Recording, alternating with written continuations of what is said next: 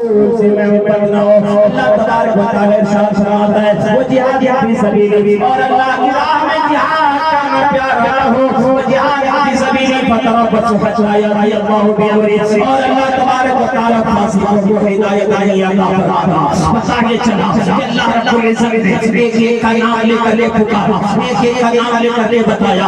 آج میں ایک پیغام دینے کے لیے آیا ہوں مسلمانوں، وہ پیغام یہ ہے کہ اللہ تبارک و تعالی چاہتا ہے میرے بندوں تم اپنی اولاد سے زیادہ، اپنے ماں باپ سے زیادہ، اپنے خواہش و شوق سے زیادہ، اپنے پسندیدہ مکان سے زیادہ، اپنی آل و اولاد سے زیادہ، پسندیدہ مکان سے زیادہ، تجارت ایمان سے زیادہ تم اللہ اور اس کے رسول سے محبت کرو۔ یہی اللہ چاہتا ہے، اور اللہ کی راہ میں جہاد ایسے کرو اللہ جسے چاہتا ہے، اور اللہ رب العزت فاسقوں کو ہدایت نہیں عطا فرماتا۔ پتہ یہ چل رہا ہے کہ اللہ تبارک و تعالی ہمیں سے تو یہی چاہتا ہے کہ ہم اس کے رسول سے محبت کریں، اور یہ محبت ہی کا تقاضا ہے۔ میرے آقا صلی اللہ تعالی علیہ وسلم نے ارشاد فرمایا اے لوگوں ختنہ کرو۔ آج کا یہ جو ٹاپک ہے ختنہ کرنے کو میرے آقا علیہ الصلوۃ والتسلیم نے ارشاد فرمایا کہ ختنہ کرو۔ ختنہ کیوں کرنے کو کہا؟ آؤ اس ٹاپک لے کر چلتے ہیں۔ دنیا کہتی ہے مسلمان پیدا نہیں ہوتا، کچھ اور پیدا ہوتا ہے۔ لوگ یہ سمجھتے ہیں کہ پھر اسے بچے کا ختنہ کرنے مسلمان کہتے ہیں، اسے مسلمان کرتے ہیں۔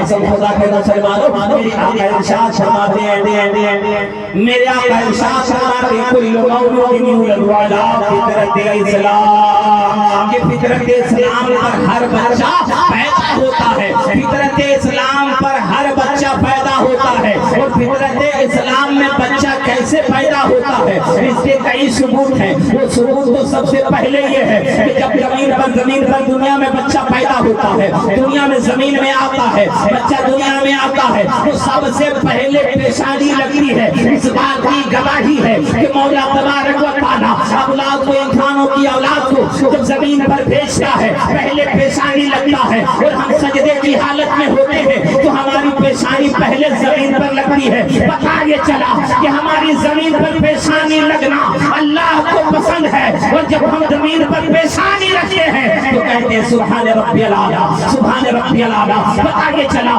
میرا مولا، میرا پروردگار زمین پر بھیجتا ہے تو سجدے کی حالت میں بھیجتا ہے۔ آپ اندازہ کرنا جب بھی کوئی بچہ پیدا ہوتا ہے زمین میں اس حال میں آتا ہے، اس کی پیشانی زمین پر لگتی ہے۔ دنیا کہتی ہے کہ بچہ زمین پر آنے سے پہلے انسان تو ہوتا ہے مگر مذہب اسلام میں نہیں ہوتا۔ اللہ میرے آقا ارشاد فرماتے ہیں کل مولود یولد علی فطرت اسلام، ہر بچہ مذہب اسلام پر پیدا ہوتا ہے۔ مگر جب یہ اعتراض پیدا ہوتا ہے آخر ختنہ کیوں کیا جاتا ہے؟ ختنہ کیوں کیا جاتا ہے؟ کیونکہ اسلام پسند کرتا ہے پاکیزگی کو، اسلام پسند کرتا ہے نظافت کو، اسلام پسند کرتا ہے اچھی چیزوں کو، اسلام پسند کرتا ہے حقیقی چیزوں کو، اسلام پسند کرتا ہے رب کی رضا کو، اسلام پسند کرتا ہے محبوب کی رضا کو، اسلام پسند کرتا ہے آقا کی دعا کو، اسلام پسند کرتا ہے مصطفیٰ جان رحمت صلی اللہ تعالی علیہ وآلہ وسلم کے نقش قدم پر چلنے۔ اسلام پسند کرتا ہے۔ جیسے ہمارے ناخن بڑھ جائے تو ہم ناخن کو تراشتے ہیں، بال بڑھ جائے تو بال کاٹ دیتے ہیں، شارٹ ختم کر دیتے ہیں۔ بس میں اپنے ٹائم پر قائم ہوں، میں نے جو اپنا ٹائم لیا ہے اسی ٹائم پر انشاءاللہ قائم ہے۔ 36 ہو رہا اور میرے حساب سے 42 یا 45 منٹ تک ختم، ٹائم کے حساب سے 15 منٹ۔ ایک مرتبہ درود پاک پڑھ لیجیے، اللہم صلی علی سیدنا شفیعنا حبیبنا نبینا مولانا محمد معدن الجود والکرم بارک وسلم صلاۃ و سلام علیک یا رسول اللہ صلی اللہ علیہ وسلم۔ ٹائم بہت کم ہے، کام بہت ہے۔ میں عرض یہ کر رہا تھا کہ اسلام پاکیزگی کو پسند کرتا ہے۔ ہم لوگوں نے ہی ختنے کا نام غلط دیا، کچھ لوگوں کے یہاں دیہاتوں میں، کچھ لوگوں کے یہاں کہا ہی جاتا ہے کہ کیا ہو رہا ہے تو بچے کی مسلمانی ہو رہی ہے۔ یہ ہندوؤں کا دیا ہوا نام، مسلمانی کہنا ہی غلط ہے۔ کیونکہ ہم دعوت دے رہے ہیں لوگوں کے ذہن میں کہ مسلمانی کیا جا رہا ہے، ختنہ کہیے سنت ابو ابراہیمی ہے، ختنہ کہیے یا سنت، مسلمانی کہنا ہی غلط ہے، مسلمانوں نے بھی یہ رواج بنا لیا کہ مسلمانی کہیں، نہیں، اللہ رب العزت نے دنیا میں جتنے لوگوں کو پیدا کیا وہ فطرت اسلام پر پیدا کیا، یہ میرے آقا کی حدیث ہے۔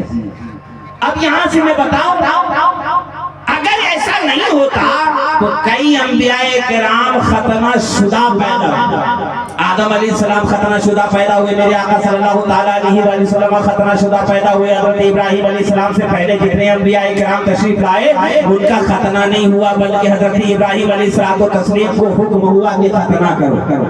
اور یہ امت محمدیہ میں اس کو کیوں باقی رکھا؟ باقی رکھنے کی سب سے بڑی وجہ یہ ہے کہ اسلام پاکیزگی کو پسند کرتا ہے، وہ نجاست میں جاتی ہے اور نجاست چھپ جاتی ہے، جس وجہ سے اسے کاٹنے کا حکم ہوا تاکہ تمہیں بیماریاں نہ ہو، تاکہ تمہارے اندر کوئی خرابیاں نہ ہو، تم لاغر نہ ہو جاؤ، کمزور نہ ہو جاؤ، اسی وجہ سے ختنے کرنے کا حکم ہے۔ اب اگر کوئی آدمی ختنہ نہ کرتا ہو تو کیا لگتا ہے کہ وہ مسلمان نہیں ہے؟ بے شک وہ مسلمان ہے۔ کوئی آدمی ناخن نہ کاٹتا ہو تو کیا لگتا ہے وہ انسان نہیں ہے؟ بے شک وہ انسان ہے۔ کیا ان کے بال بڑھ جائے تو انسان نہیں ہے؟ وہ انسان ہے، مگر یہ ہے اپنی خوبصورتی کو ظاہر کرنے کے لیے، پاک و شفاف رہنے کے لیے ضرورت پڑتی ہے کہ بال بڑھ جائے تو کاٹ لیا جائے، ناخن بڑھ جائے تو کاٹ لیا جائے، اور جو ہے نجاست بڑھنے لگے تو نجاست کو دور کر دیا جائے، نجاست کو دور کر دیا جائے۔ جب نجاست کو آپ دور کریں گے پاک ہوں گے تو یہ پاکی کے لیے ہے۔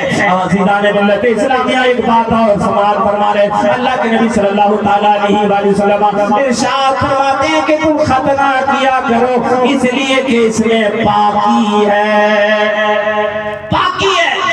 اب اس بات کو جب امریکہ والوں نے سنا، سرچ کیجئے گا، شاید آپ کو مل جائے گوگل پہ، سرچ کیجئے گا کہ امریکہ کا ایک ہاسپٹل ہے، اس ہاسپٹل میں جو ہے وہاں پہ ٹریننگ ہوتی ہے، ڈاکٹروں کو جو ہے ڈاکٹر بنایا جاتا ہے۔ جب وہاں پہ جو ڈاکٹر بننے کے لیے جاتے ہیں، ان کی تیاری کرنے کے بعد جب وہاں ڈاکٹر بنتے ہیں، MBBS بنتے ہیں، تو ہر ڈاکٹر کے اندر یہ بات پائی جاتی ہے وہ ختنہ ہوتا ہے۔ وہ ختنہ خود کرنے کے لیے کہتے ہیں، اس کا ختنہ ہوتا ہے۔ وجہ کیا ہے؟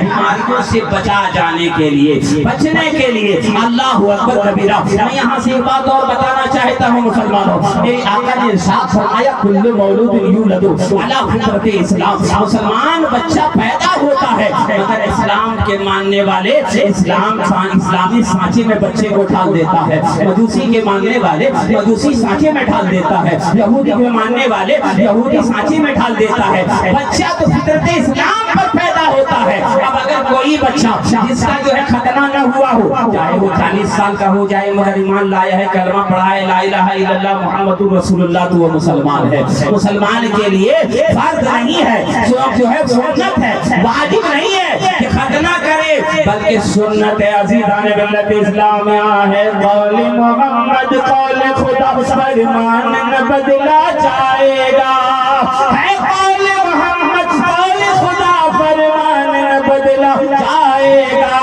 بدلے گا زمانہ، بدلے گا زمانہ، بدلے گا زمانہ، بدلے گا زمانہ، لاکھوں مگر قرآن بدلا جائے گا، قرآن بدلا جائے گا۔